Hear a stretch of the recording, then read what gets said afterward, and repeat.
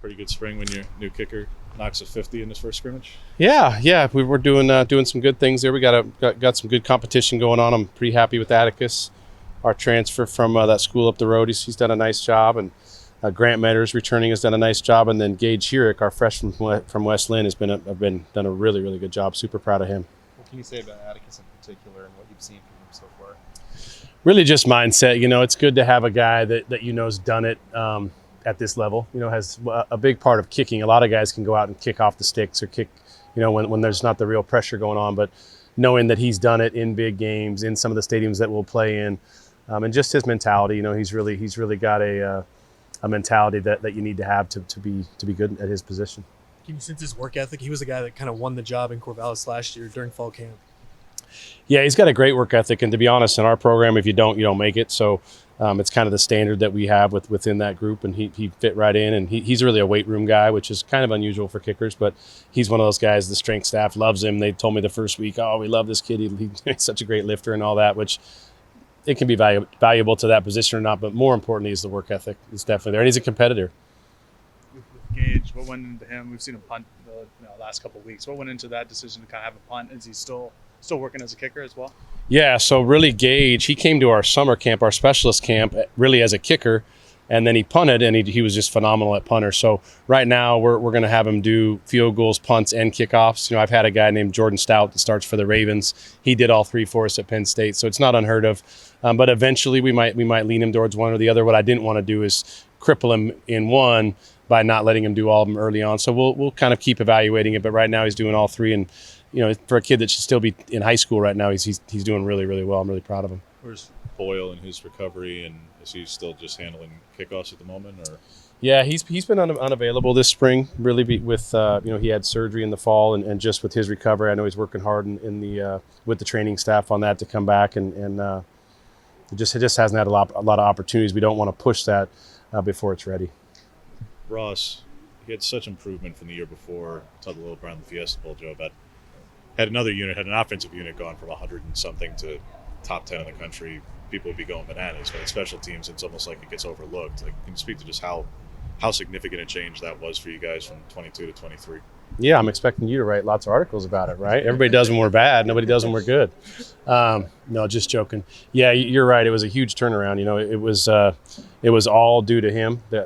To be honest with you, we sat down and basically said, hey, we're going to bring in another guy. We're going to go to Pro Kick Australia. We're going to bring in a guy that we think is going to come in and be the guy right away. And a little bit of that was a motivational tactic, but a little bit of it was honest. We had to get better. The expectation and the standard here is no different in special team than it is on offense, defense. We're not going to be 120-something in the country, which we were. And so he just got motivated, man. It just goes to show you what the power of motivation can be. And to be honest, I told Ross, I've been coaching 27 years, and I told Ross in our sit down last year after the fall that I was as proud, if not prouder of him than any player that I've ever coached, just because the turnaround was so significant, and it really came from tons and tons and tons and tons of work. He just started working at a different level.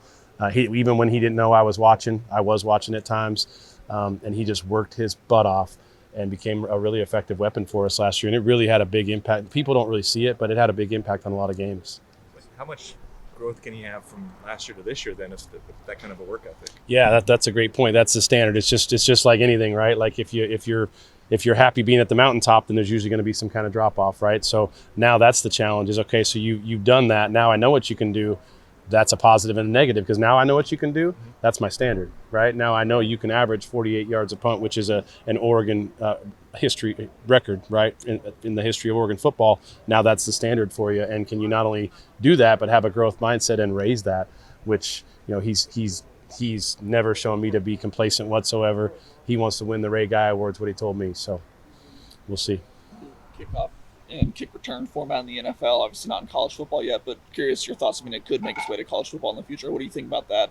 Yeah, it's something that, us special teams guys are kind of a small community. We all know each other. So a bunch of us got together this offseason and kind of talked about how it would affect us, how far advanced we should be looking at it. And kind of the thought is, let's look at it this fall a little bit, just kind of watch the other teams. I'll watch the cut-ups every week, and if they adopt it, we'll all be ready to jump really in a hurry and see how can we, how does it impact us? What are the ramifications of it? How do you got to train for it? What are the scheme changes? Those kind of things, but not really get ahead of ourselves and do it yet because the NFL is going to evaluate it, and to me, it just as easily might go back to the old rule as it was, because there's a lot of, obviously it's not my doing, but there's a lot of like plays that are taken away then, and those kind of things. So I'm not sure how it'll go, but we're certainly abreast of if it changes, we've got to be on the cutting edge of it without getting too far ahead of ourselves. How much live work are you getting in the return game, and how do you get more out of the kick return units with, I realize all this stuff is small samples, but to improve in that area specifically? Yeah, you don't really go live in that stuff. It's just not worth the injury risk. I've never done that in my career, but you try to get a lot of live looks, where you're still tagging off on the returner. So we get quite a bit of that, particularly on scrimmage days. You try to go like what I would say part whole, so you're working the individual skill set, and my focus has been more, how can I coach it better? How can I get the specific techniques better? And then making sure we have the right personnel back there is just as important as anything. And so, just trying to be really super detailed with those things. And then when it is, quote, live looks without tackling the returner, we're going full speed and trying to put the best against the best. So it's a really good kickoff team that simulates the opponent coming down against the kickoff return unit.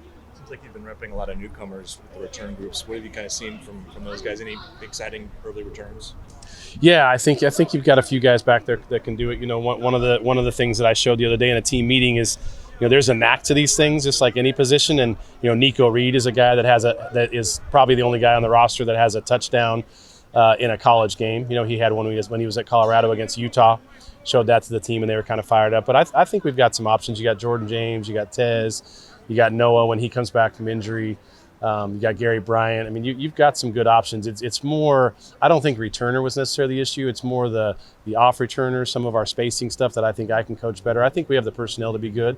I just got to get them in the right spots and make sure that schematically we've got the right plan to execute. And, you just don't get that many kickoff returns anymore. I think we had like 18 last year. And so you've got to maximize the ones that you do get. Have you seen Luke improve, and just kind of what's that hunting competition, if there is one, what's that like so far? Oh, there is one. Yeah, there's competition at every spot, and that's not just me saying it. It's real. We chart everything every day, and right now, if you looked at the numbers, Luke and Ross are completely, like literally almost even. We went over it last night or the night before in a meeting, and their numbers like exactly are perfect, or like exactly matched right now. So, for those Australian guys, like I said, I've been doing it a while, and whenever you have an Australian guy, like, they don't even drive on their cars the same as we do, right? All the food's different, like everything's different. So it usually takes him a year to adjust. So I've seen a bunch of growth from him. Super proud of him. He's a really hard worker. He's a great teammate. I mean, he's really, really talented. Like it'll be a battle going all the way into the fall. But nobody cares what you did last year. I don't care. Nobody cares what I did last year. It's about now. And so I expect it to be a really, really tight competition all the way through. We're just talking about the move to the Big Ten, Joe, and what it means, but you came from the Big Ten, so what does your knowledge of venues, of teams, of tendencies, of, I don't know, how the wind blows in a stadium, even on special teams, how does any of that help you guys as you prepare for the season? Well, I think, number one, I was sad to see the Pac-12 go away. Obviously, I don't have any power over that, but that's pretty sad being a West Coast kid. That's part of what allured me to coming back to here, was going to all those stadiums and some of the stuff I grew up watching. But all I can control is what's in my control. And I do think it's an advantage. I've been to every one of the stadiums that we'll play in next year other than Purdue. So I talked to a friend of mine that was at Purdue last year, because you do look at the wind and those kind of things. Nice job. I'm impressed by that on your part, by the way. And but I think just knowing the brand of football, because it's different, and just knowing how different teams attack you, how different teams play. There's obviously coaching turnover, so it's not always the same. But a lot of times you'll know if you're going to play Rutgers, for example. Well, I know their head coach runs their special teams, and I know they're going to be super aggressive on punt block, like things like that. I know they'll run a lot of trick plays. They always did against Ohio State when they played Ohio State. So just that kind of knowledge of opponents, I think, helps. And then, I'm not playing, but for me, going to the stadiums, anytime you go to somewhere new, there can be a little bit of anxiety. So I'll have less of that just because I've been to the places. So I do think it's an advantage.